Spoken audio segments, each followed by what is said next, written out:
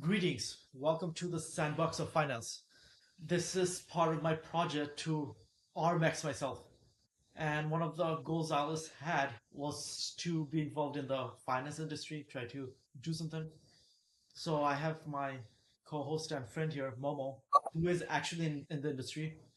And what we're going to do is we are going to talk about finance in a way that is easy to understand. And we'll discuss ideas on how we can do things that's impactful. Yeah. So, As for me, like I said, I actually started. I've been in finance just through real estate and mortgage, and I'll hand it over to Momo to give his background. all right, we'll do. So yeah, my name is Mohammed. I have a background in the hedge fund space, asset management, um, a little bit of the early stage startup space as well, on the startup side, and also the accelerator side. So just sourcing early stage pre-revenue companies and seeing if they're a good fit for our fund. But one thing that's pretty crucial, I think that a lot of people don't have a good grip on, is just understanding the global economic system as a whole. So what we're going to try to unpack today is we're going to try to talk a little bit about like how things work. So I will be bombarding Mujahid with questions, and yeah, we'll take it from there.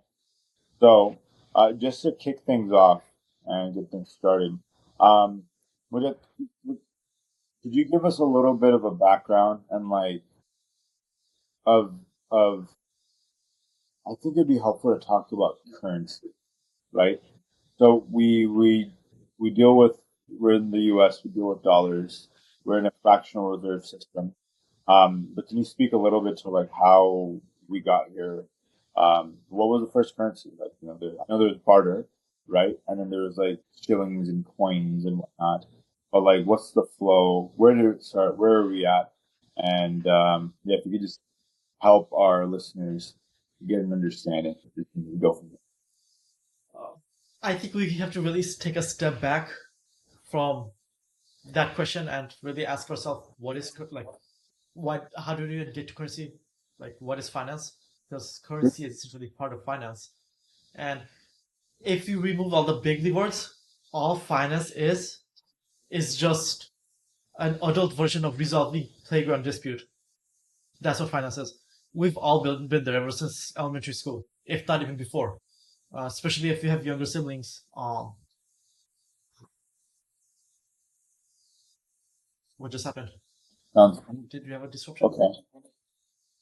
Yeah. So So if you have younger siblings, or if you're the younger one, yeah, there's a toy or there's equipment, a game that you want to play, a video game console, and you would fight with them.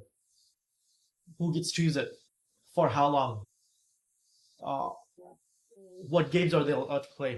What game are they not allowed to play? Are they allowed to have their friends involved? So sure. these are the questions we essentially answer when it comes to adult version of finance. And the very fundamental of finance is just transaction. So hey, you have an apple, I have orange, let's trade. But obviously the issue becomes if one of the items that's being traded, there's less of it in circulation. So for example, let's say Riverside, since we're all acquainted with Riverside, California, that place is known for orange, for growing orange. Yeah. Uh, and they've been doing that for the last 100 years. So if Riverside wasn't connected to any other cities around California, there would be unlimited amount of oranges that would go around. However, there won't be as many apples. So a value of apple would be much higher than a value of orange.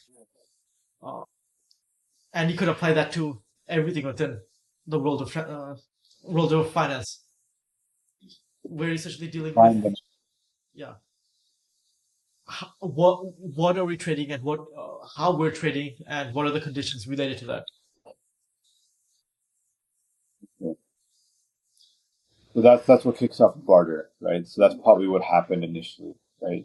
If we go back to the Yes. Stone Ages, there's some value that one party has that could interest the other party.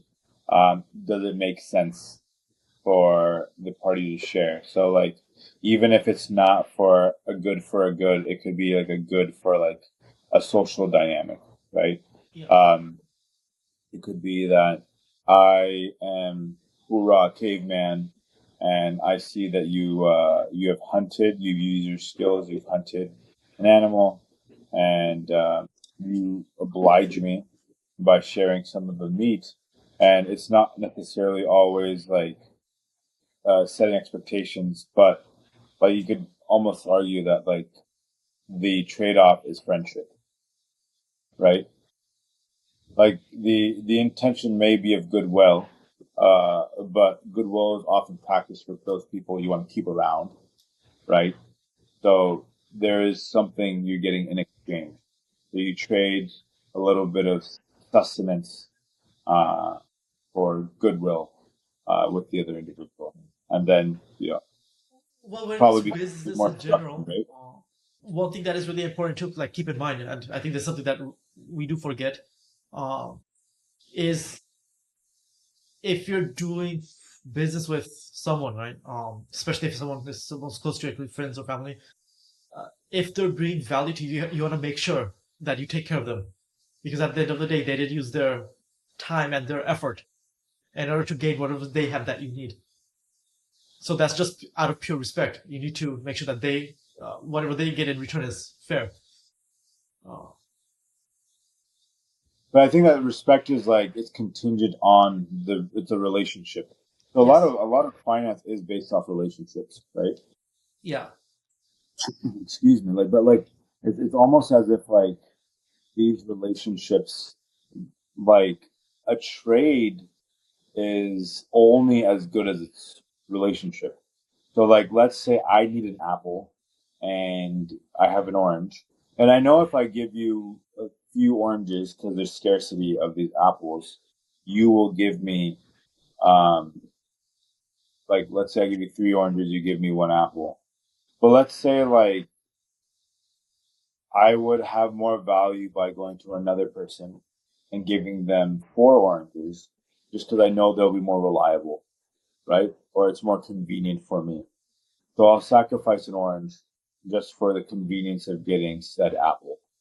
So like I guess like the conclusion that we're coming to is like in addition to the exchange, right? There's a big element of like the relationship factor. Well, and that's the thing is, I'm glad you mentioned it. Reliability in and of itself is a currency. It is a The value. reliance itself Reliability in is and of itself is a value yeah. So because it's not good for good. It's not service for service. It's um it's reliability for reliability. yeah. So when you give that one extra orange, you're not Yeah, essentially paying that extra orange isn't paying for the apple in itself. What it is paying for is the value that they're adding. yeah. I think so. Yeah, Just like and when you're a kid, right? Or you have a siblings or cousins, um, and they're hoarding the Xbox. They told you that they're gonna let you play at 4 p.m. But 4 p.m. comes, they're not. So they're not respecting you, essentially. But you know, if you go to your friend and you give them one extra orange, they'll respect your time. they provide you value. So that little kid, who's talking to his older siblings, he doesn't produce enough value or reliability for his older sibling for him to even care, right? That Like is he correct. doesn't need to produce that goodwill with his younger sibling because he knows that at the end of the day, his younger sibling is going to need him regardless, right? Yeah. Pretty ruthless if you think about it. But Oh yeah. it's like it's not even the best people in the world. They will not like sacrifice. unless they have like a good amount of capacity to take on um, or to sacrifice like their reliability or their goodwill, not reliability, I guess their goodwill, right, for another person.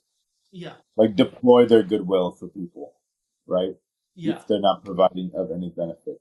But I think at that point it becomes a bit more complex with those type of relationships because I could be interacting with an individual and I could provide them my goodwill, or I could provide them a discount, or I could provide them value or a service. But because that person is related to someone that I can directly or indirectly receive value or liability from in the future, yeah, I might take that individual up on their offer, right? yeah. It's So almost good to see what the other party can offer from every angle.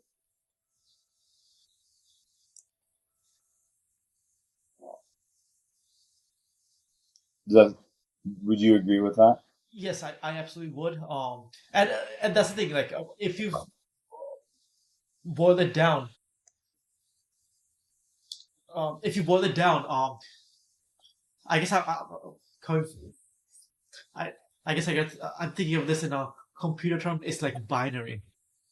It's Okay. whether you have it or you don't, and if they have it or they don't, and you just gotta take all of this and just make it into binary. Uh, Like compa- it's zero sum. yeah, it is a zero sum game.